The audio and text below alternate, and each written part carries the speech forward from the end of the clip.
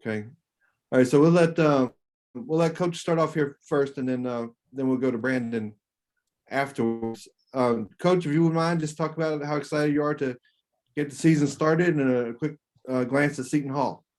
Yeah, absolutely. What's up, guys? Hope everybody's great. Excited. Warm day. Looks like we're going to have a good weekend.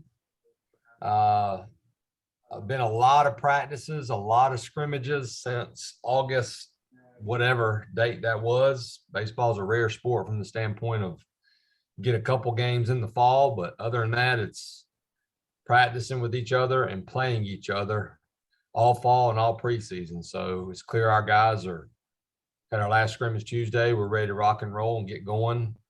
Excited about the 22 season, excited about playing Seton Hall. We played them many, many years here in the past to open the season. Known Coach Shepard a long time, way back when his dad was the head coach, on to now. And they always have a good club, in a good conference and have some history. So we're excited about starting against them. Greg, Michael, you guys fire away. Dave, go ahead. Hey, Coach, just as you come into the season, kind of what would you say are your team's strengths and maybe an area or two of concern? Wow. I really think our strength could be a strength that a lot of teams don't think is going to be our strength, and that a lot of media don't think are going to be our strength, and that's our pitching. Obviously the number, they don't have the innings pitched necessarily or the numbers yet. So I don't want to make a bold statement as far as, our pitching, but I feel good about it. I feel good about our pitching depth. I feel good about the guys that came in that are going to make an impact. And we returned a lot of guys that pitched in some really big games. They've all improved. So I'm excited about that. I'm also excited about our athleticism. I think we can really play defense. Hopefully that's going to be the case, and got some speed that we can distribute throughout the lineup as well as power. And I really feel like most of the time we'll have 9 guys, at least 8 that can lead the yard at any time, which keeps you in a game, even if you're behind. You get a guy on here, a guy on there, and hit a home run. You can bridge the gap a little bit if you don't have much power. But we also have some guys this year, in Angel, in Horvath, and Honeycutt that can really run, and can steal you some bases and generate some runs. So I would say those two things. Areas of concern, really, I never go into a season too much concern. You know your team pretty well, but you don't really know it until you start playing another opponent. I would say, I really am hoping that we can improve on our walk to strikeout ratio. And we've done a pretty good job this preseason, but our pitchers have also thrown really well. So I would just say trying to be a little more consistent offensively, and not having those back-to-back strikeouts where you can put more pressure on defenses. So that would be probably a small area of concern, but I do think we can match up a little bit, off the bench with some left-handed hitters as well as some right-handed hitters. And with the pitching, being able to go out into the transfer portal and find some quality arms to fill some gaps, and it looks like you've got 2 potentially in the starting lineup for this weekend. How beneficial is that as a tool? And then also kind of what's the process and trying to go about scouting the portal effectively? Yeah, I think we're a little light on the portal compared to a lot of teams, because I still believe, academically, we have to get kids into North Carolina that really care about their education. And we still have to get really good freshmen. What you don't want to happen is, most of the time when you win 50 games here, it hasn't been freshman. It's been sophomore, junior, senior, maybe 1 or 2 freshmen. So that's what you're hoping to do with the portal, is supplement that. And, we've done that, Greg, probably since 2000. And we learned the hard way in 13 when we didn't get any JUCO kids, in 14, 15, kind of 60. 16 was a good team. We just didn't quite get in. But after the 17 season, losing those 3 first rounders, it was probably one of the first years that we said, okay, we need to get some older players and supplement the younger players. And that's when we brought in Hesterly and Cooper Criswell and Dallas Tesser and Inweiler. So that's what we're trying to do moving forward. Is we feel like we're going to lose some guys. Let's bring in some, or a big need. And we felt like we needed starting pitching. That was clear last year with a couple injuries. But it's important. I mean, you have to use it and use it wisely. You don't want to use it so much that it messes up your culture.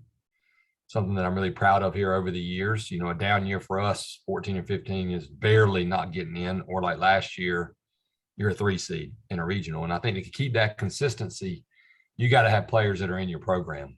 And like a Mac Horvath, who, you may play that freshman year and he may struggle, but there's a guy that's got a chance to play the next 2 years and be a potential first or second round pick. So, we got 2 junior college players and 2 guys off the transfer portal, and they've all been great.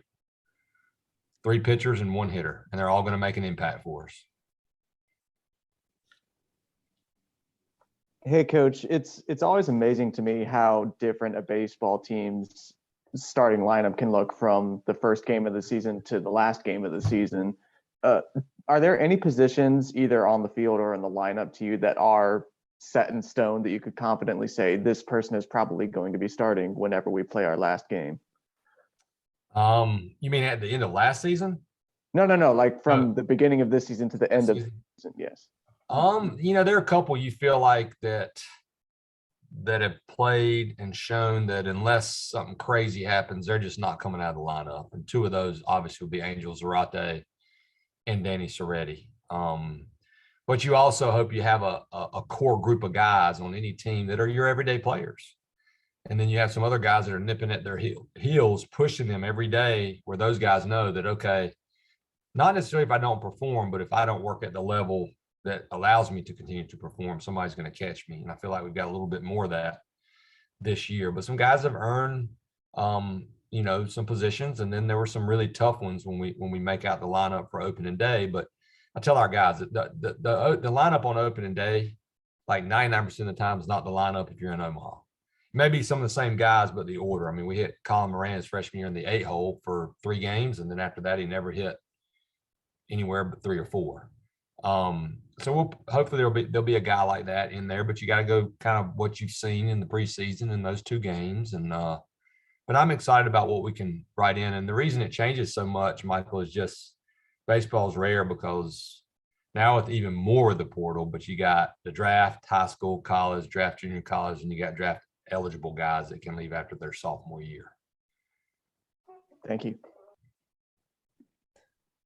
Scott, who's going to be starting in center field for you this weekend? Vance Honeycutt. I know you talked pretty highly of him last time we spoke with you. What has he done this offseason to really pop? Vance, I don't know, Greg, if I've coached. It's a bold statement. And I was here as a volunteer with Terrell Goodwin. So I've seen real speed.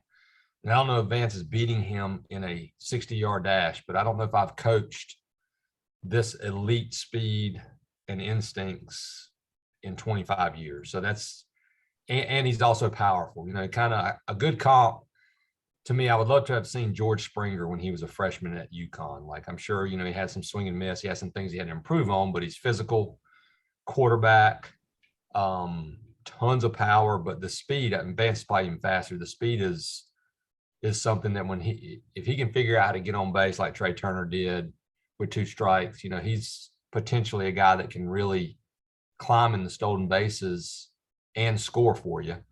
But defensively, I mean, he's shown he's that good. And as good as Angel is, the elite speed and, with the instincts, we decided, okay, we're going to stick Vance in center, and we'll have 2 center fielders playing out there. Obviously, Angel will be in right some days and he'll be in left some days. And you mentioned, about having key guys like Angel and Danny who have been around a while in the lineup. Gage, Caden, there's a lot of them. A lot of your best teams at Carolina have had some veteran leadership, that great clubhouse, those types of things. You feel pretty good about the leadership and the quality of leadership on this team?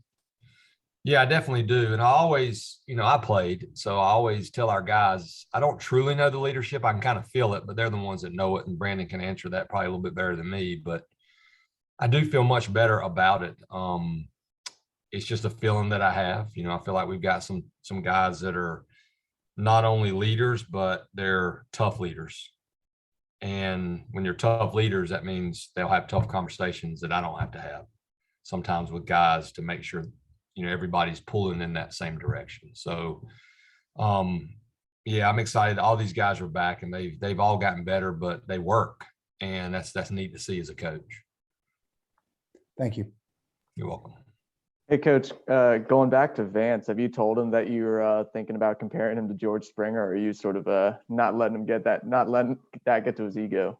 No, I don't tell, we just talk about it up here. You always make comps in baseball, and you really probably shouldn't, but I actually called Chris Hart because he's a buddy of mine. I said, "They tell me about Trey Turner, his freshman fall. Did he strike out a lot? Did he walk a lot? What did you think? Did you decide to lead them off? Because they're very similar from the skill set. Vance came in as a shortstop. Trey, ended up staying an infielder. I think Vance is a pure center fielder, but he could come on the infield if we ever needed him to. But Vance might even be a little more behind from the standpoint of playing football and winning a state championship, and all these other guys are spending all this time on their swing. So he's excelled pretty quick here. But I'm not gonna do that to him and make any comps. But he it's a pleasure to write him in because he's also a really good teammate. You can tell, like, he keeps his head down, he works, and he plays. You guys will see, it's not going to be perfect, but he plays hard. Like when he's still on the base, he's not tentative still on the base. It's like he's playing quarterback, trying to dive for that extra yard. So those guys holding those tags down better be heads up because he's a physical kid. And when you do write a freshman into the starting lineup, how challenging is it as the head coach to sort of not let that sort of get to their head and maybe have them get a little more complacent of their place in the lineup just because they got in there immediately as a freshman? Yeah, I think if you have depth, they won't get complacent. Vance knows. I mean, at the end of the day, we all know. I knew too. Like does come a point where, you got to perform to stay in the lineup. That's just the nature of sports. But we have some really talented kids that won't be in the lineup, and some teams you don't have that. I mean, so you have some, but not enough to push the other guys. And the best teams we've had here, they were pushed in practice every single day. So I don't see, we're going to write one or two freshmen in there compared to 4 or 5. So I feel better about that, to be honest with you. But you always want to be able to play 1, maybe 2. Even our best teams, we penciled in Dusty. Now, Dusty obviously was one of the best college hitters ever, but Tim Federoff, he ended up getting in there and making an impact. So you need a couple of those talented guys to come through for you. But you hope you don't have to hit them in the 3 hole or the 4 hole or the 5 hole to start with. And then eventually maybe they can move into that role if they're good enough. Thank you. You got it. Scott, can you give us a quick scouting report, if you can, on Brandon, Max, and Peavy? Yeah, absolutely. Brandon's a phenomenal story. You guys probably don't know this story, but Brandon, his coach at Potomac State called me, Doug Little, right? I believe Brandon, is that right? Yeah. And I've known him forever, all the way back in my days at Winthrop. And when he calls me, I listen. He said, "I got this lefty. He's got a really good slider, throws a ton of strikes." So I'm like, okay, well, Coach Woodard was a pitching coach here. I said, "Hey, go watch this kid." Actually, we brought Brandon on an official visit first because I was like, well, if we like him, I want to be to call him and offer him. So we brought him on an official visit, make sure that he was a good kid. I don't remember what year that was. Brandon can remember. So he came on this official visit. Coach Woodard went to see him and he just didn't throw great that day. So he ended up staying at Potomac State another year. I'm sitting in my office last year and Coach Gaines walks in and he's like, "Yeah, I'm talking to this kid, Brandon Schaefer. You got to see his numbers." And it didn't hit me right away. I'm just kind of like, "Oh, wow." He's got like 4 walks and 66 strikeouts. I'm like, holy Moses, that's like Cooper Criswell. We need to pay attention. I'm like, wait a second. Brandon Schaefer. Start going through my folders. I'm like, he took an official visit here. So that's kind of cool. I mean, that people that don't know that, that's really cool, that his story and how he ended up here. But Brandon's a strike thrower, 3 pitches. You know, I could tell watching Brandon this summer in summer school. He's the only transfer that was able to come to summer school. I could tell that he was older, his work ethic. I could tell why he was good and why he had gone from when Coach Woodard saw him to, you know, probably okay, to being like, okay, this guy's got a chance to be really, really good for us. Similar to Cooper, except he's left-handed. Throws harder than Cooper did, but a lot of strikes, sliders, and out pitch. Big time competitor, takes care of his body, does all the little things. And, you know, we haven't had many years, but the way I look at it is we've had, you know, freshmen or sophomores that we start on the weekend. And I tell our guys all the time, you know, in 2006, we played the national championship, and we started the year with, I think, Woody Friday and Bard Saturday and Miller Sunday. And we ended up with Miller, Woodard, Bard. So, but Brandon's earned it. Brandon, you know, you feel like he's got a chance to pitch deep in a game. And he's a guy that we're going to allow to go out there and get his pitch count up. And hopefully when he's done for the day, you know, it's the early in the season, it's the 5th, 6th, 7th inning. Carlson, so excited for him, man. You know, when he went down last year, I was like, okay, well, this is a big time bummer, because at the time we were doing okay. And then I thought we were losing him for this year as well. Then we got the great news that he was just going to have to get a bracing, which is an 8-month recovery. He's 30 pounds heavier. You know, last year was a small kid. I'm sure you guys remember watching him, skinny. Wasn't easy for him to hold his velocity, but he looks great. His command starting, you know, command's the biggest issue when you're a command guy and you have surgery. When does the command going to really, because when I say he has command, it was pinpoint command, but he's actually throwing a little harder than he was. So he's got to learn how to, he's been in some deep counts, but his stuff's better top to bottom. You know, he's got 7 starts for him, 6 in the ACC under his belt. I was talking to him in the bullpen yesterday, and he was like, man, I don't know if I'm more nervous for this start just because of, you know, how excited I am to come back off of this injury that was so devastating, or last year. And we just talked through that a little bit, but 3 pitches, really 4, more fastball, curveball, changeup. His changeup's his best off-speed pitch. He does throw a slider, but not as much as he does his curveball.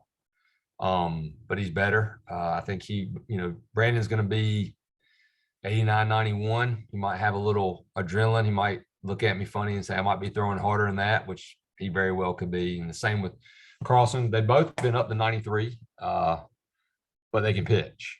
And, you know, that's the most important thing to me, is that they can mix and move the ball and get us back in there as starters. And then Peavy House transferred from Coastal. It was a battle for that 3rd spot, really, between him, Bo Bear, and Will Sandy. They all pitched well in the preseason. Sandy's really thrown well, but Peavy earned it. He's a super athletic kid, still a younger pitcher, even though he's older in age, because he was a position player, had Tommy John when he started pitching. So he doesn't have as many innings under his belt as you would think coming from Coastal, but he ended up with right at 50 innings last year, finished the season Friday guy. He's a sinker guy. I mean, he can be up to 95, 96, but he's at his best when it's 92, 93, and it's just sink. He'll throw 80% fastballs, got a tight slider, rare changeup.